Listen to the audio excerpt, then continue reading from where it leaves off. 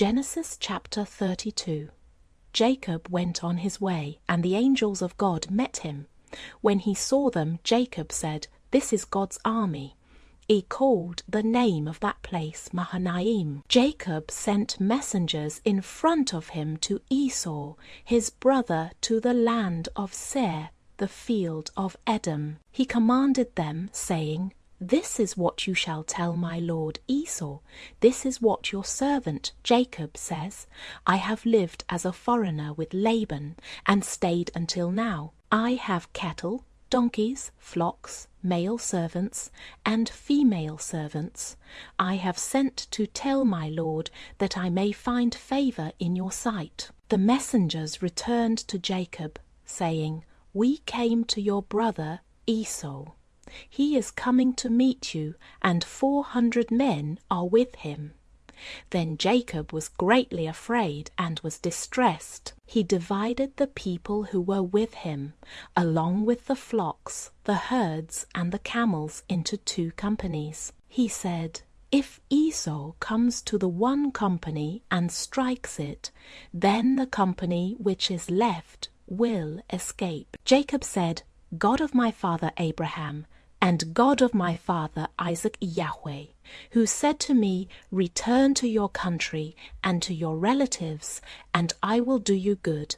I am not worthy of the least of all the loving kindnesses and of all the truth which you have shown to your servant, for with just my staff I passed over this Jordan, and now I have become 2 companies. Please deliver me from the hand of my brother, from the hand of Esau, for I fear him, lest he come and strike me and the mothers with the children. You said, 'I will surely do you good and make your offspring as the sand of the sea, which can't be numbered because there are so many.'" He stayed there that night and took from that which he had with him a present for Esau, his brother, 200 female goats and 20 male goats, 200 ewes and 20 rams, 30 milk camels and their colts, 40 cows, 10 bulls,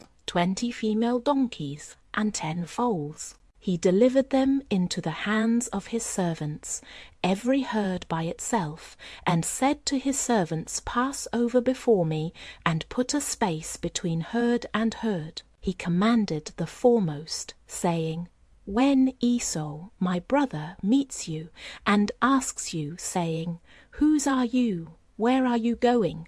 Whose are these before you?' then you shall say, 'They are your servant Jacob's. It is a present sent to my lord Esau. Behold, he also is behind us." He commanded also the second and the third, and all that followed the herds, saying, "This is how you shall speak to Esau when you find him. You shall say, 'Not only that, but behold, your servant Jacob is behind us.' For he said, 'I will appease him with the present that goes before me, and afterward I will see his face. Perhaps he will accept me.' So the present passed over before him, and he himself stayed that night in the camp. He rose up that night and took his 2 wives and his 2 servants and his 11 sons and crossed over the ford of the Jabbok. He took them and sent them over the stream, and sent over that which he had. Jacob was left alone and wrestled with a man there until the breaking of the day. When he saw that he didn't prevail against him, the man touched the hollow of his thigh, and the hollow of Jacob's thigh was strained as he wrestled. The man said, "Let me go, for the day breaks." Jacob said, "I won't let you go unless you bless me."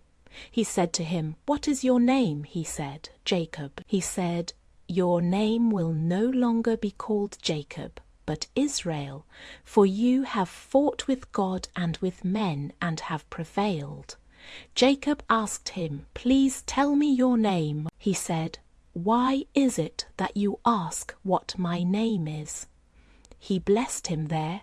Jacob called the name of the place Peniel, for he said, I have seen God face to face, and my life is preserved. The sun rose on him as he passed over Peniel, and he limped because of his thigh. Therefore the children of Israel don't eat the sinew of the hip, which is on the hollow of the thigh to this day, because he touched the hollow of Jacob's thigh in the sinew of the hip.